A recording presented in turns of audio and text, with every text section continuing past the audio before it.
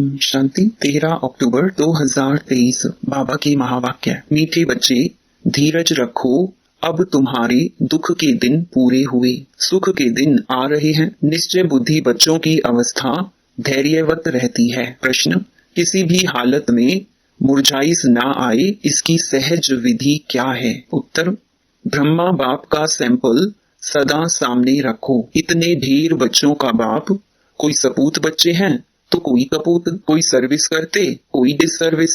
फिर भी बाबा कभी मुरझाते नहीं, घबराते नहीं। फिर तुम बच्चे क्यों मुरझा जाते हो? तुम्हें तो किसी भी हालत में मुरझाना नहीं है।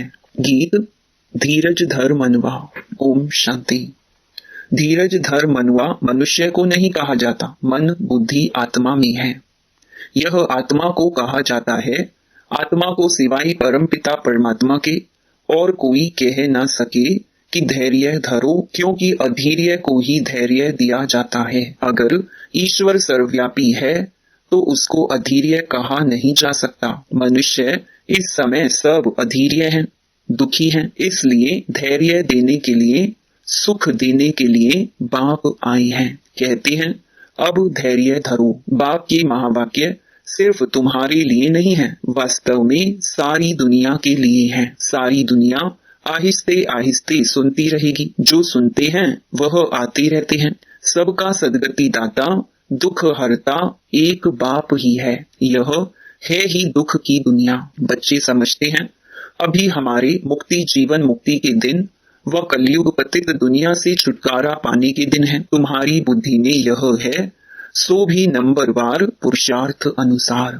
सबको यह धैर्य नहीं है कि अभी हम इस दुख की दुनिया से छुटकारा पाए अपने सुख धाम जाएंगे। तुम बच्चों को भी स्थायी निश्चय रहना चाहिए। हमारे सुख के दिन अब आ रहे हैं, अगर श्रीमत पर चलते रहेंगे तो। इसमें आशीर्वाद व कृपा आदि की बात नहीं है। बाप बैठ पढ़ाते हैं, सहज स्वराज्य योग सिखलाते हैं। पढ़ाई को नॉलेज भी कहा जाता है। तुम बच्चों को श्रेष्ठ मत दे रहे हैं। पहले पहले तो अटल निश्चय चाहिए, फिर कभी वह नीचे ऊपर नहीं हो सकते। गाते हैं, परवाह थी पार ब्रह्म में रहने वाले की, वह पा लिया तो बाकी क्या चाहिए। यह तो निश्चय है, उस बाप से स्वर्ग का वर्षा मिलना है, तो धैर्य पहले ही स्थायी मिल जाता है। यह है अविनाशी धैर्य। सर्टेन है, हम श्रीमत पर श्रेष्ठ ते श्रेष्ठ श्रेष्ठाचारी राज्य भाग्य स्थापन कर रहे हैं, बिगर कोई लड़ाई झगड़े। तो फिर मुरझाने की क्या दरकार? भल घर में 10-12 बच्चे हो, बाबा को तो देखो हजारों लाखों बच्चे हैं। कई बच्चे हंगामा भी मचाते हैं। कोई सपूत बच्चे हैं, कोई कपूत हैं, कोई सर्विस करते हैं, कोई तो डिसर्विस भी करते हैं। फिर बाबा कभी घबराता है क्या? तो बच्चों को भी घबराना नहीं चाहिए। गृहस्थ व्यवहार में भी रहना है। एक तरफ है हठ योग, कर्म संन्यास, तुम्हारा है बेहद का संन्यास।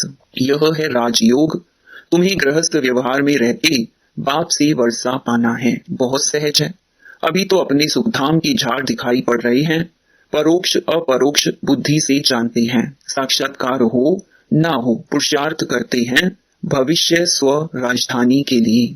एम ऑब्जेक्ट सामने है ना, लक्ष्मी नारायण का चित्र देख रहे हो ना। ऐसे नहीं कि हमको साक्षात्कार हो तो माने, यह तो बुद्धि से समझने की बात है। इन आंखों से चित्र देख रहे हो ना, इन आंखों से फिर भी यही देखेंगे। राजयोग है ना, बुद्धि भी कहती है बरोबर चित्र रखे हैं, फिर साक्षात्कार क्या कराएं? श्री कृष्ण सतयुग का मालिक है ना, शिव परम धाम में रहने वाला है। तुम लक्ष्मी नारायण बन सकते हो, यह है तुम्हारी एम ऑब्जेक्ट। तो आईने में देखो कि वह दैवी गुण हमारे में कहां तक आए हैं। बाप धैर्य तो बहुत अच्छा देते हैं, अब पढ़ना है। राजाई के लिए ज्ञान चाहिए, वह बाप दे रहे हैं। आईसीएस वालों को सबसे जास्ती नशा रहता है, हम बड़े से बड़ा ऑफिसर बनेंगे। यूं तो धंधे व्यवहार में भी करोड़पति बन जाते हैं। बाबा फिर तुमको यह धंधा सिखलाते हैं, सट्टा मट्टा का। तुम बाप को कौड़ियां देते हो, उनके एवज में 21 जन्मों के लिए बाबा तुमको स्वर्ग का मालिक बनाते हैं। यह सौदागरी भी है तो पढ़ाई भी है। सिर्फ सौदागरी से काम नहीं, वर्ल्ड की हिस्ट्री ज्योग्राफी का भी नॉलेज चाहिए ना। स्वदर्शन चक्रधारी भी बनना है जितना पढ़ेंगे उतना ऊंच पद पाएंगे। स्वर्ग का मालिक तो प्रजा नौकर चाकर भी होगी। अभी भी सब कहते हैं ना, भारत हमारा देश है, परंतु राजा और प्रजा में तो बहुत फर्क है। बाप कहती हैं जितना हो सके ऊंच ते ऊंच पद पाओ, माता पिता समान पुरुषार्थ करो। समझा जाता है सब तो गद्दी पर नहीं बैठेंगे, फिर भी रेस करानी पड़ती है। नंबरवार पुरुषार्थ अनुसार ही राजाई पाएंगे। जिनका जो पुरुषार्थ कल्प पहले वाला है वह साक्षी हो देखते हैं, फिर किसी का पुरुषार्थ ठंडा देखते हैं तो तीव्र बनाया जाता है। तुम्हारा तो पुरुषार्थ बहुत ठंडा दिखाई पड़ता है, तुम्हारा ममत्व लगा हुआ है। ट्रस्टी बनाया फिर ममत्व क्यों? तुम श्रीमत पर चलो। पूछते हैं बाबा मकान बनाऊं? हाँ क्यों नहीं बनाओ, भल आराम से बैठो। बाकी थोड़े रोज या चीची दुनिया है, भल आराम करो। बच्चों आदि की शादी कराओ, बाप कोई पैसा नहीं लेते हैं, वह तो दाता है। शिव बाबा ने इस समय बच्चों के रहने लिए यह मकान बनाया है, अपने रहने लिए तो यह शरीर निमित्त बनाया है। जीवात्माओं को तो जरूर रहने के लिए मकान चाहिए, तो तुम बच्चों के लिए बना रहे हैं। बाबा भी इस मकान में बैठे हैं ना, यह तुम जानते हो। हमारा वह है आत्माओं का बाप और यह है शरीर का बाप। तुमको एडॉप्ट किया है, तुम हमारे बच्चे हो। मम्मा बाबा कहते हो ना, इसको गोद लेना कहा जाता है। प्रजापिता ब्रह्मा को इतने बच्चे हैं तो जरूर गोद के ही बच्चे होंगे। तुम बच्चों को एडॉप्ट करते हैं, सरस्वती भी बेटी है ना। यह है बड़ी गुह्य बातें समझने की। गीता भागवत आदि तो तुम भी पढ़े हो, यह बाबा भी पढ़ा है, परंतु अब तो श्रीमत मिलती है ड्रामा अनुसार। जो कुछ कहा सो ड्रामा अनुसार, उसमें जरूर कल्याण ही होगा। नुकसान होता है उसमें भी कल्याण ही है। हर बात में कल्याण है। शिव बाबा है ही कल्याणकारी, उनकी मत अच्छी है। अगर उस पर कोई शंका रही तो श्रीमत पर ना चल अपनी मत पर चलते हैं, इससे धोखा खाएंगे। फिर शिव बाबा क्या करे? कदम कदम पर राय पूछना है। सुप्रीम पंडा तो बैठा है ना। बहुत बच्चे यह बात भूल जाते हैं क्योंकि योग में नहीं रहते हैं। योग अथवा याद को ही यात्रा कहा जाता है। याद नहीं करते तो समझे हम रेस्ट ले रहे हैं। यात्रा पर जाकर कोई रेस्ट लेते हैं, तुम भी अगर रेस्ट लेते हो, याद नहीं करते हो तो विकर्म भी विनाश नहीं होंगे और आगे भी नहीं बढ़ेंगे। याद नहीं करते तो नजदीक नहीं जाते, आत्मा थक जाती है, बाप को भूल जाती है। बाप कहते हैं तुम यात्रा पर चल रहे हो, रात को तो तुम रेस्ट लेते ही हो। ऐसे नहीं कि रात को तुम नींद में हो तो यात्रा पर हो, नहीं, वह रेस्ट है। जब जागते हो तब यात्रा पर हो।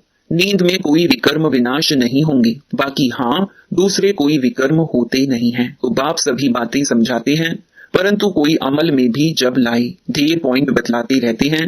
बैरिस्ट्री की पॉइंट्स तब बुद्धि में आती हैं जब वह बैरिस्ट्री पढ़ते हैं, डॉक्टरी व इंजीनियरिंग पढ़ते हैं, फिर वह डॉक्टर अथवा इंजीनियर आदि बनते हैं। जो जैसा कोर्स करते हैं वैसा बनते हैं। यहाँ तो एक ही कोर्स है।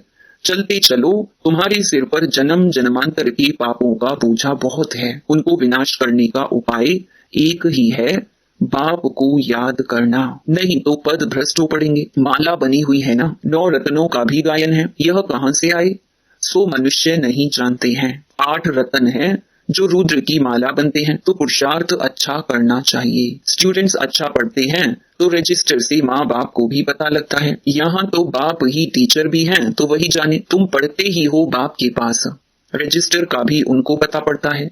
तुम भी अपने रजिस्टर को समझ सकते हो, कहाँ तक हमारे में गुण है, मैं औरों को कहाँ तक आप समान बनाता हूँ। इतनी ताकत है जो कोई सामने देखे उनको शरीर भुला दे। कहा जाता है हिम्मते मर्दा मददे खुदा। बाप बहुत मदद देते हैं, तुम भी मदद देते हो योग की। बाप को चाहिए ही पवित्रता की मदद।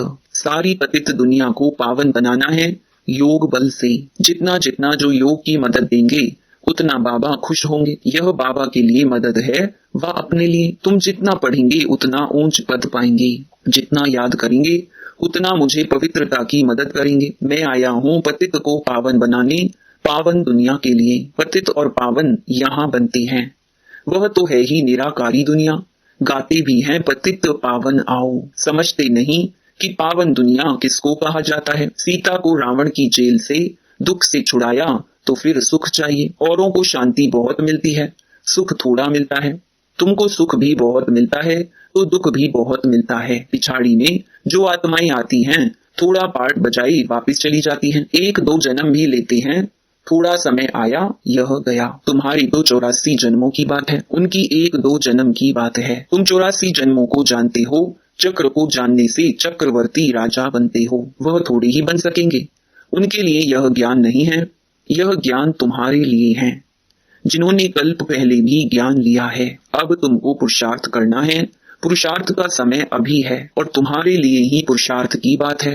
देवी देवता धर्म बहुत सुख देने वाला है, इतना सुख और कोई दे ना सके। यह अनादि ड्रामा बना हुआ है, सभी को तो हीरो हीरोइन का पार्ट नहीं मिल सकता। किस्म किस्म के मनुष्य हैं, उनमें भी अच्छे बुरे अनेक प्रकार के हैं।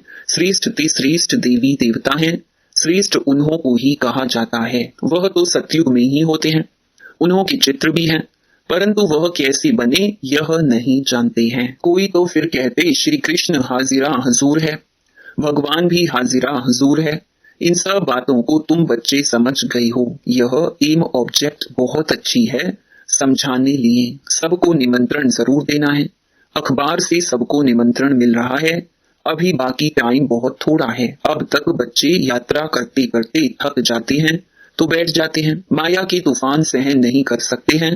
युद्ध के मैदान में माया तो जरूर पकड़ेगी, रुस्तम से रुस्तम होकर लड़ेगी, जोर से तूफान आएंगे। फिर कहते हैं जब से ज्ञान में आया हूं तो विघ्न बहुत पड़े हैं, धंधे में भी घाटा हुआ है।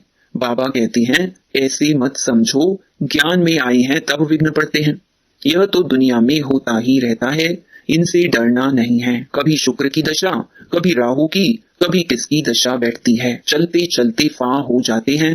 राहु की दशा कड़ी होती है, माया खा जाती है तो काले का काला बन जाते हैं। माया थप्पड़ लगाई एकदम काला मुंह कर देती है। माया की भी जीत होगी, सिर्फ बच्चों की जीत हो फिर तो झट राजधानी स्थापन हो जाए। उस्ताद को भूल जाते हैं तो माया थप्पड़ मारती है। ऐसे रूहानी साजन को सजनी भूल जाती है, यह भी वंडर है ना।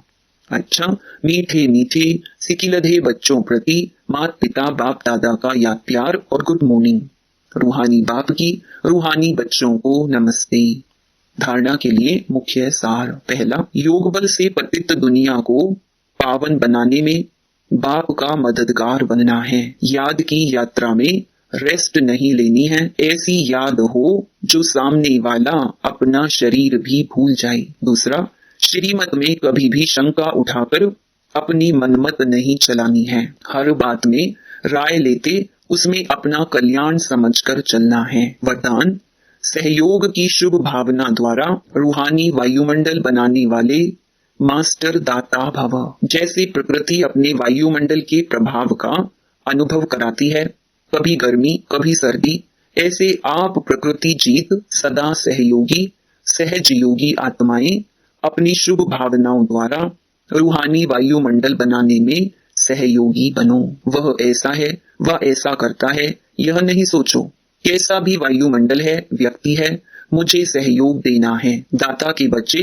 सदा देते हैं, तो चाहे मनसा से सहयोगी बनो, चाहे वाचा से, चाहे संबंध संपर्क के द्वारा, लेकिन लक्ष्य हो सहयोगी जरूर बनना है। स्लोगन, इच्छा मात्रम अविद्या की स्थिति द्वारा सर्व की इच्छाओं को पूर्ण करना ही कामधेनु बनना है। ओम शांति।